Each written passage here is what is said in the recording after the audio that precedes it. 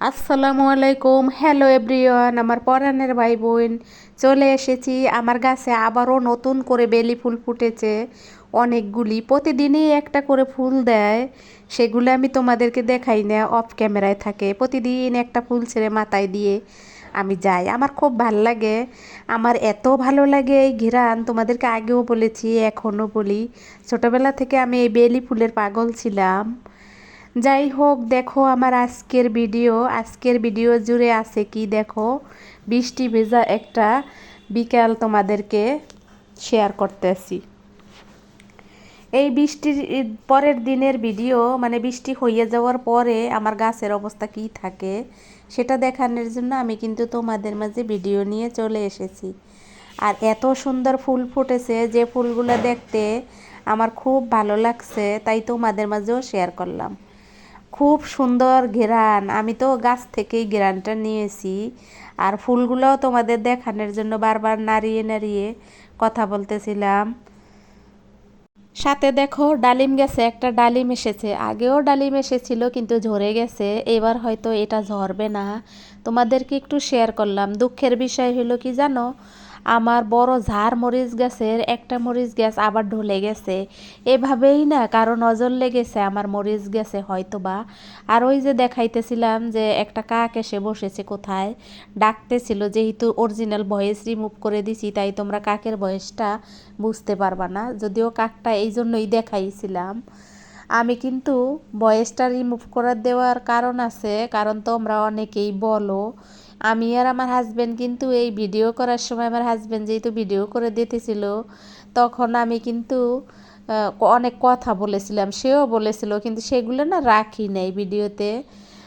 আমি রিমুভ করে দিলাম তোমাদের মাঝে শেয়ার করার জন্য। তোমরা যেহেতু অনেকেই ডবল ভয়েস পছন্দ করো না। দেখো তারপরে পুরা বাগানটা আমার হাজবেন্ড কিন্তু ঘুরে ঘুরে, এই যে দেখো একটা ফুল ছেড়ে নিলাম আমি মাথায় দেওয়ার জন্য। আমার পরাণের ভাই বোন, নতুন পুরাণ সকলকেই আমি আমার অন্তর থেকে ভালোবাসা জানাই। আর দেখো বৃষ্টির দিনে কিন্তু আসলে অনেক ভালো লাগে ঘরে থাকতে পারলে, ঘরে বসে খাইতে পারলে। কিন্তু আমার তো সেই কপাল না, তাই না? আমার তো সকাল হইলে বেরিয়ে যাইতে হয়, সন্ধ্যা হইলে আসতে হয়। আর এখন যেহেতু বৃষ্টির দিন, গাড়িতে অনেকটাই জ্যাম থাকে, আর জ্যামের কারণে বাসায় ফিরতে ফিরতে একেবারে 4:30 বেজে যায়।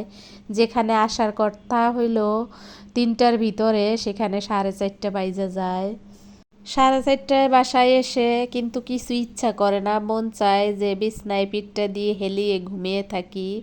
কিন্তু না, সেটা তো আর হবে না, তাই না? যেহেতু আমি ফিমেল পার্সন, গৃহিণী।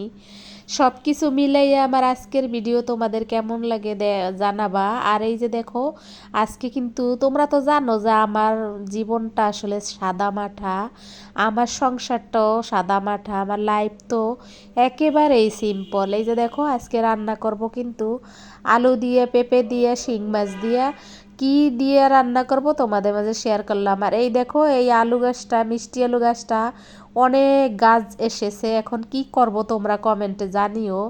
এই আলু গাছটা কি কেটে আমি লাগাবো কিনা, বর্ষার সিজনে আলু গাছ লাগাইলে হয় কিনা আমার জানা নাই।